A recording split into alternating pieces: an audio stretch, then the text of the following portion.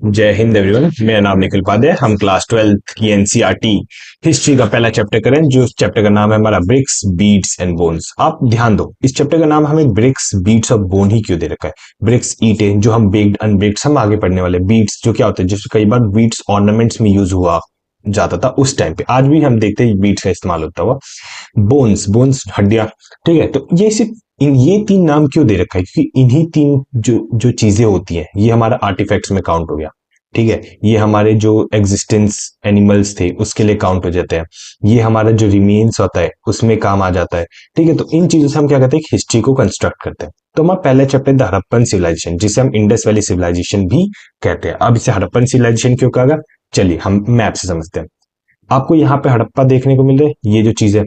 अब जो सबसे पहले एक्सकवेशन हुई थी जहां पे हमें इस सिविलाइजेशन का पता चला था, वो थी हड़प्पा जगह। तो इस वजह से इस पूरी सिविलाइजेशन का नाम हड़प्पन सिविलाइजेशन रख दिया गया था। दूसरा मैंने नाम बोला था इंडस वैली सिविलाइजेशन। क्यों, क्योंकि यहाँ पे आपको इंडस नदी दिख रही है, ये उसकी ट्रिब्यूटरीज झेलम, चेनाब, रावी, सतलुज, ये सारी ट्रिब्यूटरीज देखने को मिल रही है। ये जो सिविलाइजेशन थी, ये किसके पास हमें देखने को मिलती है, ये हमें देखने को मिलती है इंडस रिवर के पास में। तो इसलिए इसे इंडस वैली सिविलाइजेशन या फिर हड़प्पा सिविलाइजेशन भी कहा जाता है। तो जब हम आगे चलते हैं, अब हम क्या करेंगे, इस पूरे में ना लाइन बाय लाइन एक्सप्लेनेशन लेते हुए चलेंगे। The Harappan seal figure 9 1.1 is probably the most distinctive artifact of Harappa और इंडस वैली सिविलाइजेशन।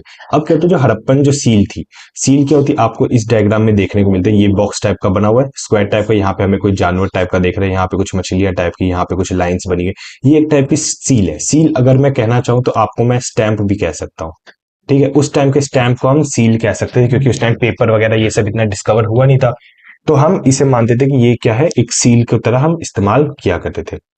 अब इस possibly the most destructive artefact of Harappan civilisation. वैसे तो हड़प्पन सिविलाइजेशन में हमें काफी चीज मिली, बट सबसे यूनिक, सबसे अलग चीज हमें जो मिली थी वो थी इस टाइम की seal, made up of stone called steatite. Seal like this one often contain animal motifs and sign from the scripts that remain undeciphered. अब क्या था, जो सील बनती थी वो कौन से स्टोन से बनती थी, स्टीटाइट स्टोन से बनती थी। ये एक अलग टाइप का स्टोन होता है, जैसे हमने डोलोमाइट, ठीक है, उसके अलावा भी काफी सारे जो टाइप ऑफ रॉक्स हमने क्लास 11th की ज्योग्राफी में पढ़ा था। तो ये एक टाइप का स्टोन है जिसपे ये इस टाइप की सील्स बना करती थी।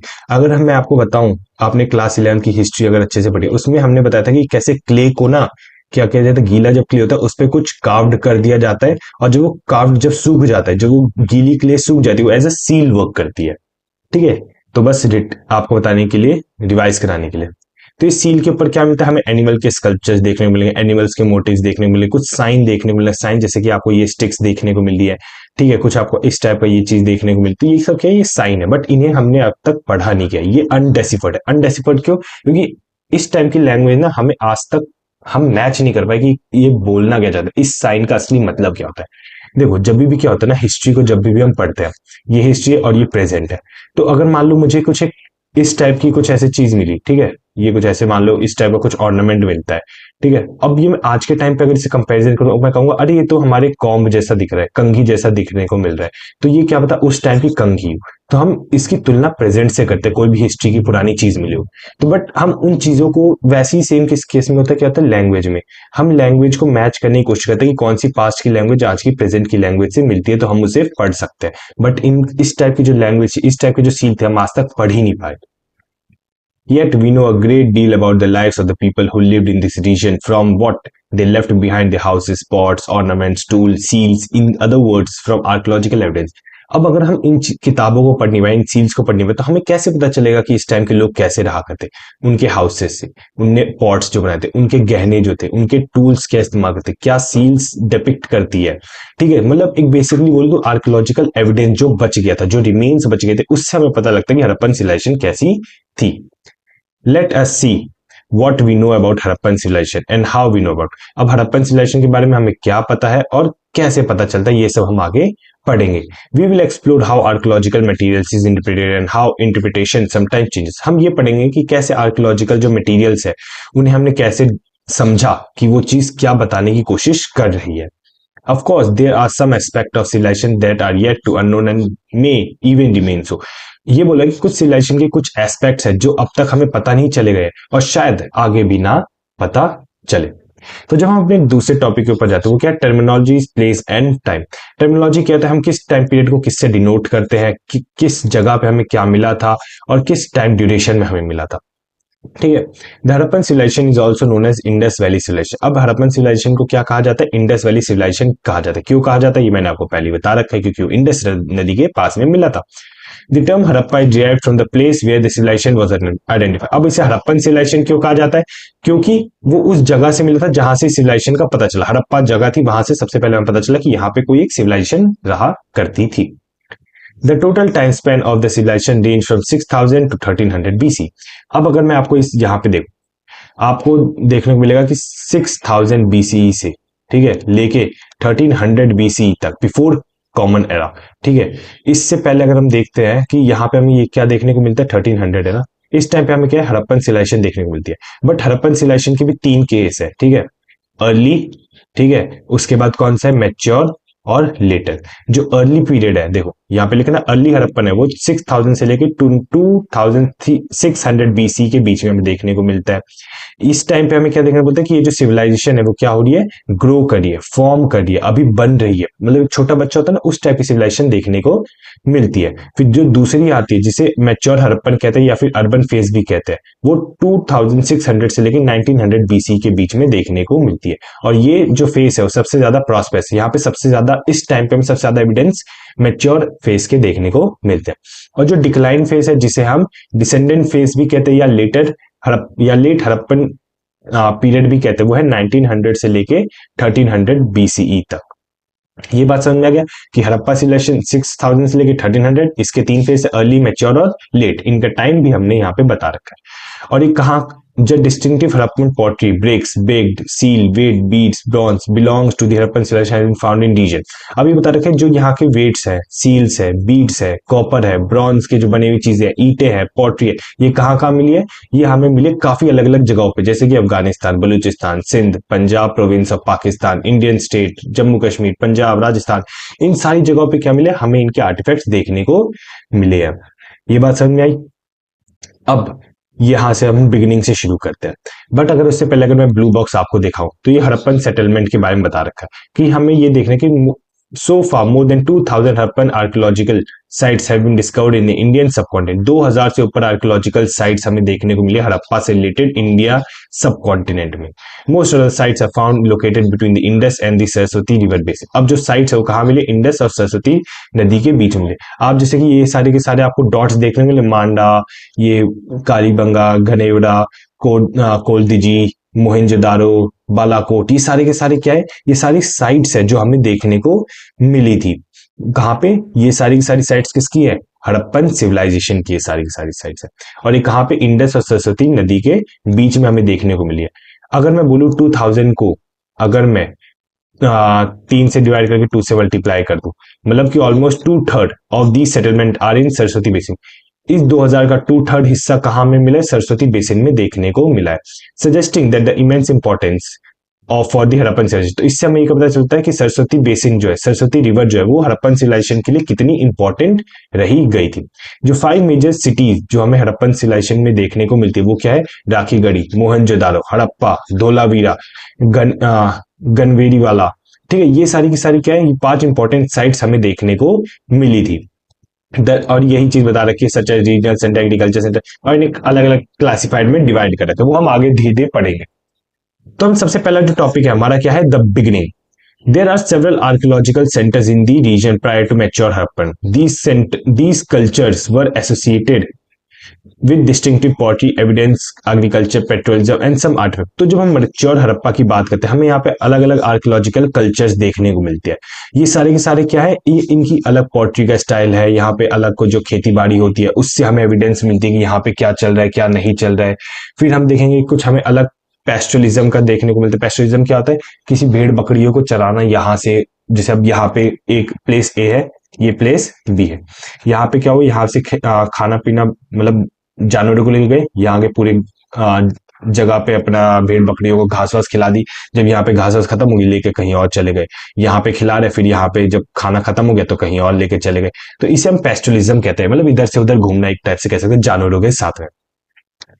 सेटलमेंट्स वर जनरली स्मॉल। अब यहाँ पे सेटलमेंट्स क्या देखने को मिलते हैं, जो बड़ी बड़ी सोसाइटीज नहीं, यहाँ पे स्मॉल सोसाइटीज देखने को मिलती है हमें, स्मॉल सेटलमेंट्स देखने को मिलते, मतलब जो अगर एरिया है इस एरिया में छोटे छोटे सेटलमेंट्स होंगे, मतलब चार पांच ही घर होंगे, बस छोट वो होंगे, पास पास होंगे। There were virtually no large building. अब यहाँ पे हमें कोई double storey triple storey building नहीं देखने को मिलती, हमें छोटी छोटी, मतलब कि या तो ग्राउंड फ्लोर की होंगी या फर्स्ट फ्लोर की बिल्डिंग्स हमें देखने को मिलती। अब मैं आप कहोगे सर आप कैसे कह रहे हो फर्स्ट फ्लोर की बिल्डिंग, ये हम आगे पढ़ेंगे जब आएगा ना मोहनजोदड़ो सेटलमेंट्स के बारे में, तब हम पढ़ेंगे। The recent archaeological evidence also indicate the emergence of Harappan culture from early farming communities dated 7000 BC। जो मैंने आपको ऊपर टाइमलाइन बताई कि हड़प्पन कल्चर 6000 से शुरू होता हुआ हमें देखने को मिलता है, बट अगर हम और आर्कियोलॉजिकल एविडेंस ध्यान दें, फार्मिंग को भी इंक्लूड कर ले, ठीक है, तो हम ये देखते हैं कि 7000 BCE से जो हड़प्पन सिविलाइजेशन थी वो बननी शुरू हो गई थी। द अर्बन फेज, जिसे हमने क्या कहा, मैच्योर हड़प्पा भी कहा है, was not consequent result of gradual transformation and internal development of the civilization during the early Harappan civilization। अब अगर मैं बात करूं मैच्योर हड़प्पन civilization, ये एकदम से नहीं बन के आया, ठीक है, ये क्या है, एकदम से नहीं, एकदम से कोई चीज, कोई इंसान भी पैदा होता है तो एकदम से बड़ा इंसान नहीं होता है, बच्चा होता है, धीरे धीरे करके उसे नरिश किया जाता है, वो धीरे धीरे करके 11 first second third fourth twelfth, फिर जैसे आप अभी 12th हो, बच्चे से आप अभी बने हो ना, फिर धीरे धीरे करके आप मेन वुमेन में कन्वर्ट हो गए, उसके बाद आप बूढ़े हो गए।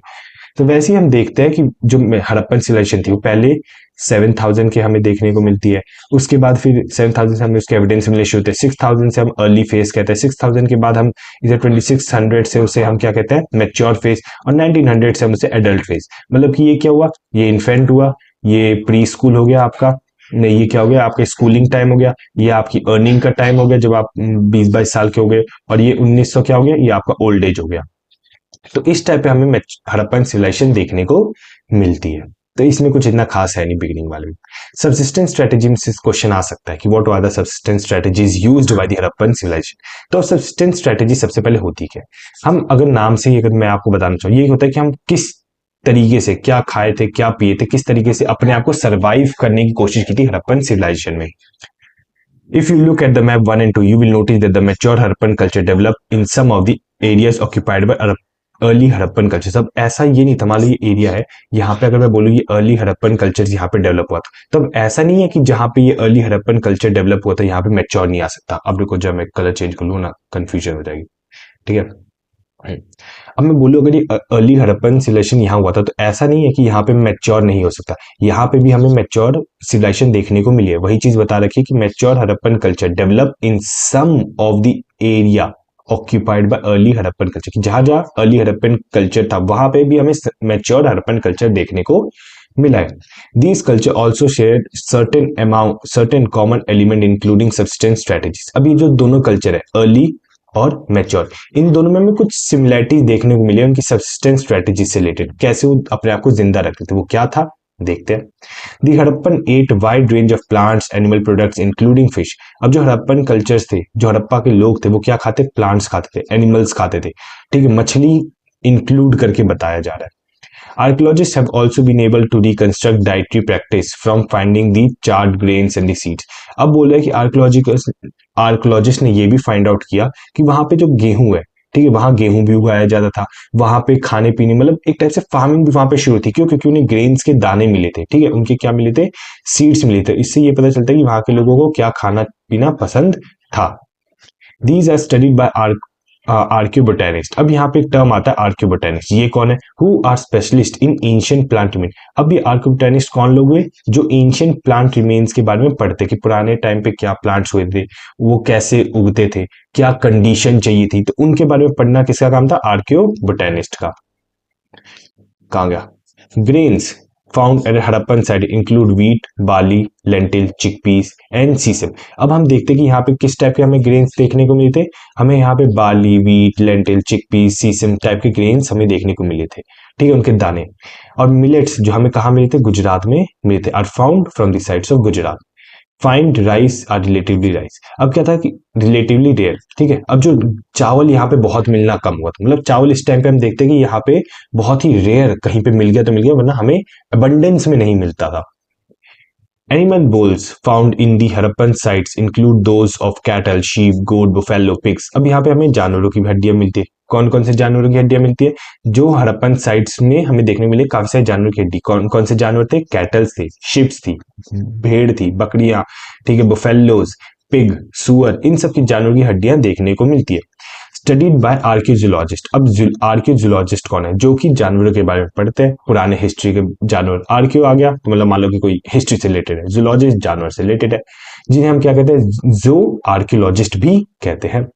Indicate that these animal were domesticated. उनने ये किया, आर्कियोलॉजिस्ट ने कहा कि जो जानवर है, गोट, पिग, ठीक है, बुफेलो, शिप, ये सब क्या है? डोमेस्टिकेटेड एनिमल है।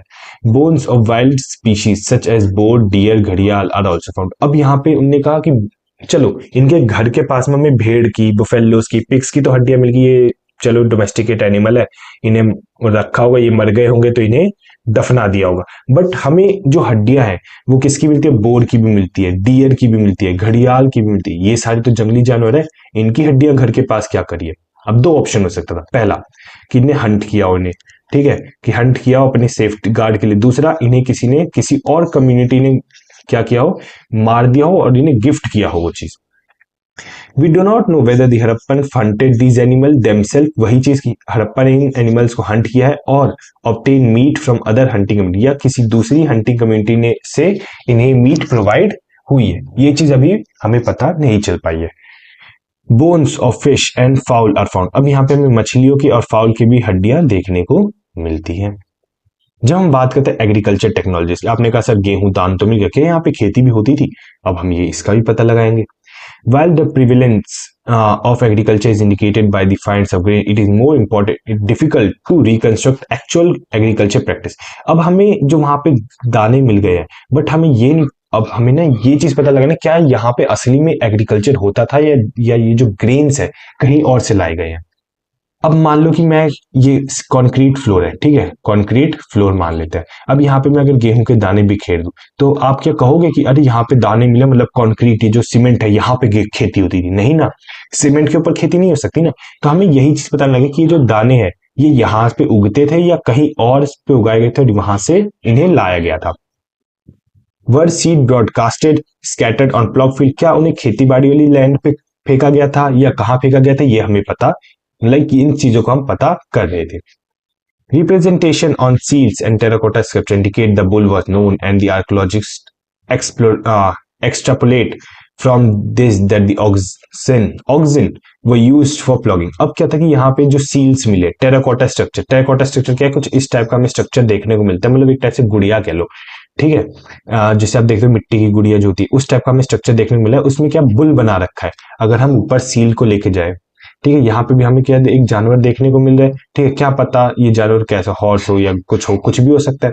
तो वैसे ही हम जब यहाँ पे बात कर रहे हैं कि उस सील पे, तो सिर्फ हमें एक, मान लो आप एग्जाम्पल के मान लो डियर था, तो हमें और भी तो सील मिला है जहां पे हमें क्या देखने को मिला है? बुल का स्ट्रक्चर देखने को मिला है, ठीक है। अब जो बुल का स्ट्रक्चर है, इससे हम ये पता लगाते हैं कि जो आर्कियोलॉजिस्ट ने क्या सोचा कि ये जो बुल ऑक्स है ये किस लिए यूज होता है? खेती बाड़ी के लिए यूज होता होगा, मिट्टी को खोदने के लिए यूज होता होगा, ठीक है। अब आप कहोगे सर ऐसे कैसे ऑक्स मिट्टी को खोदने के लिए, कैसे बुल मिट्टी को खोदने के लिए, क्यों? क्योंकि आज भी अगर आप देखोगे बुल का इस्तेमाल होता है, ठीक है, बुल का इस्तेमाल होता है अपने ये क्या कहते हैं, प्लॉगिंग के लिए। मैं आपको इमेजेस दिखाता हूँ, देखो। बुल कहाँ गया? कल लिख रहा हूं मैं। बुल यूज टू पीएल प्लॉग फील्ड, FIELD, छोड़ो, आगे पीछे यूज टू प्लॉग लिख दिया मैंने। अच्छा ठीक है। अब देखो, अगर आप ये देख रहे हो, आपको यहाँ पे ये देखने को मिले, ये सब क्या है? ये सब ये जो चीज यहाँ पे यूज हो रही है, ये क्या कर रहे हैं? इस लैंड को प्लॉग किया जा रहा है, या इस लैंड को क्या किया जा रहा है? डिग किया जा रहा है। अब ये डिग करके क्या होगा? ऑक्सीजन मिली जाएगी, ऑक्सीजन मिलेगा तो सॉइल को और न्यूट्रिशन प्रोवाइड होता है, बीज और अच्छी तरीके से क्या होगा? इन जगहों में फिलअप हो जाएगा और यहाँ पे पौधे को उगाया जा सकता है। तो आज के टाइम पे यूज हो रहा है, ठीक है। और जब मैं उन्हें पास से कनेक्ट करते, जैसे कि मैंने आपको ऊपर बताया था, कहाँ गया, यहाँ पे बताया था कि हम हिस्ट्री को किससे कनेक्ट करते हैं? हम हिस्ट्री को अपने आज के प्रेजेंट से कनेक्ट करके देखते हैं। तो हम आज भी प्लॉग और बुल यूज करें, तो इसलिए हम कहते हैं कि जो बुल ऑक्स है ये किस लिए यूज होता होगा? उस टाइम पे प्लॉगिंग के लिए यूज किया जाता होगा। Moreover, terracotta model of plug have been found at the side of Cholistan and Banal. अब ये जो बुल, ठीक है, या फिर उसका जो प्लग जिससे हम खेती करते हैं, ठीक है, वो हमें कहाँ मिला था? चोलिस्तान में और बनावली में देखने को मिला था। ये कहाँ पे? हरियाणा में है, ठीक है। जिसे अब आप, मैंने आपको ये इमेज दिखाई थी, ठीक, आप ये वुडन स्ट्रक्चर देख रहे हो? कहाँ गया? ये जो वुडन स्ट्रक्चर आप देखने को मिले जिससे ये बुल बांधी हुई है और ये पीछे खुद रहा है, ठीक है, ये सारी सारी इमेजेस है क्या? अच्छा, वीडियोस पे टैप कर रखा है मैंने, देखो। कहाँ पे किसी में ठीक से दिख रही है? ठीक से दिख रही है, चलो ये देखते हैं। आप ये देख रहे हो, ये बुल जो बंधे हुए हैं, ठीक है, ऑक्सीजन जो बने, ये क्या है? एक वुड का प्लैंक है। वुड प्लैंक क्या है? कनेक्ट है। और यहाँ पे एक बंदे ने पीछे से इसे होल्ड कर रखा है, प्रेशर डाल रहा है जिसके से क्या हो, ये चीज यहाँ से जो मिट्टी हो खुदे, इसे बोला गया प्लॉग। तो ये जो स्ट्रक्चर है हमें कहाँ देखने को मिला है? चुलिस्तान और बनावली में देखने को मिला था। Archaeologist have also found evidence of plug field. अब कालीबंगा में क्या है? जो जमीन है, जो खुदी हुई जमीन है, वो हमें देखने को मिली राजस्थान में, associated with early Harappan levels. अब हमें ये जो प्लग्ड फील्ड थी, ये किस टाइम के? अर्ली हड़प्पा सिविलाइजेशन की हमें देखने को मिलती है। The field has two set of furrows at right angle to each other suggesting two different crops were grown together. अब आप कहोगे सर ये क्या बोल गए? ये मैं आपको समझाता हूँ। यहाँ पे ये बोला गया कि मान लो अगर ये एक लैंड है, ठीक है, ये ब्लू वाला लैंड है, यहाँ पे पहली जो ने क्या किया, इसे इस वे में खोद दिया, ठीक है, उसे क्या किया? इस वे में खोद दिया है। अब जो इनने दूसरा, इनने लैंड को जब ब्लॉक किया, जो सेकंड टाइम इनने लैंड को ब्लॉक किया, वो इस टाइप पे ब्लॉक कर दिया, ठीक है, ऐसे ऐसे ऐसे ऐसे। मतलब कि एक जो क्रॉप है वो यहाँ पे उग रहा है और जो दूसरा क्रॉप है वो यहाँ पे उग रहा है। तो बात समझो कि अपने लैंड को दो हिस्सों में अलग तरीके से डिवाइड कर दिया गया, जिससे एक ही लैंड पे दो टाइप के क्रॉप हमें देखने को मिले। Two set of furrows at right angle, right angle देखने को मिले। अगर एक क्रॉप ऐसे जा रहा है और दूसरा क्रॉप ऐसे आ रहा है, तो यहाँ पे एक राइट एंगल सा देखने को मिल रहा है हमें। ये बात समझ में आई? Archaeologist have also try to identify the tools used for harvesting. Archaeologist ने क्या किया है? वो कोशिश की कि कौन कौन से टूल्स इस्तेमाल हो सकते थे हार्वेस्टिंग के लिए इस टाइम पे। Did the Harappan use stone blades? क्या हड़प्पा ने स्टोन ब्लेड्स यूज किए थे विद वुडन हैंडल? अब आप कहोगे stone blades with wooden handle क्या? चलो मैं बताता हूँ। आपके घर में हथौड़ा देखा होगा, कुछ यहाँ पे मेटल सा होता है और उसके पीछे यहाँ पे क्या होता है? वुडन का हैंडल होता है। अगर नहीं तो थॉर तो देखी होगी, कैप्टन अमेरिका, ये सब जो एवेंजर में जो थॉर आता है, उसका थॉर क्या था? यहाँ पे मेटल है और यहाँ पे क्या है? वुडन हैंडल है। इस टाइम पे मेटल तो पता नहीं क्या था, तो इस टाइम पे यहाँ पे क्या यूज होता? ये जो चीज है, मेटल के बदले यहाँ पे क्या यूज होते? स्टोन्स का इस्तेमाल किया जाता, ठीक है, स्टोन ब्लेड्स का इस्तेमाल किया जाता विथ वुडन हैंडल, या उनने मेटल का टूल इस्तेमाल किया। ये अभी आर्कियोलॉजिस्ट फाइंड आउट कर रहे हैं। Most Harappan sites are located in semi-arid land where irrigation was probably required for agriculture. अब जो हड़प्पन साइट्स है वो कहाँ पे है? सेमी एरिड एरिया में। सेमी एरिड एरिया में क्या है? हमने 11th की ज्योग्राफी में पढ़ा था कि ये जो सेमी एरिड क्या होता है, जहाँ पे बारिश हमें बहुत कम देखने को मिलती है। मैं अगर यहाँ पे ट्राइंगल बना दूं, ये आपको एरिया देखो, आपको राजस्थान पूरा हिस्सा देखने को मिलेगा। यहाँ पे क्या होता है? सबसे कम बारिश होती है कि नहीं? तो ये क्या हुआ? सेमी एरिड एरिया हुआ। यहाँ पे हमें इरिगेशन चैनल्स देखने को मिलते हैं, ठीक है। यहाँ पे अगर आपको खेती बाड़ी करनी है, आपको पानी चाहिए, अभी पानी आएगा कहाँ से? आप कहोगे सर इंडस वैली नदी से तो हम पानी ले लेंगे, बट इन नदी, अगर मैं बहुत ज्यादा, अगर मैं हम जूम आउट करें तो नदी तो किसी स्पेसिफिक एरिया में ना, उसे हम अगर डीप डाउन लैंड के अंदर लेके जाए तो कैसे लेके जाएंगे? कहाँ गया, कहाँ गया? अब अगर मान लो मैं ये एग्जाम्पल ये नदी का लेता हूँ, ठीक है, ये नदी है, ठीक है, यहाँ मैंने ए मार्क कर रखा है। अगर इस नदी को मुझे अगर इस मेन लैंड तक ले जाऊं तो मैं क्या करूंगा? छोटे छोटे चैनल्स बनाऊंगा, ठीक है, छोटे छोटे क्या बनाऊंगा? चैनल्स बनाऊंगा। इससे क्या होगा? नदी का पानी यहां तक बहता हुआ आएगा, ठीक है। तो इससे क्या होगा? ये जो लैंड है इस जगह की, ये क्या हो जाएगी? फर्टाइल हमें देखने को मिलेगी। Traces of canals have been found at the Harappan sites of Shortughai in Afghanistan but not in Punjab Sindh. अब बोला गया जो कैनल्स, जो मैंने बताया छोटे छोटे चैनल्स बनाए गए थे जिससे नदी का जो पानी है वो मेन लैंड में लेके जाया जा सके। तो ये जो चैनल्स है, ये जो कैनाल्स है, हमें कहाँ मिले? शोरतुगाई में देखने को मिले, जो कि कहाँ पे? अफगानिस्तान में है। बट हमें यही कैनल्स पंजाब और सिंध में देखने को नहीं मिले। पंजाब और सिंध भी उस टाइम पे एरिड एरिया में काउंट होता था, होता है।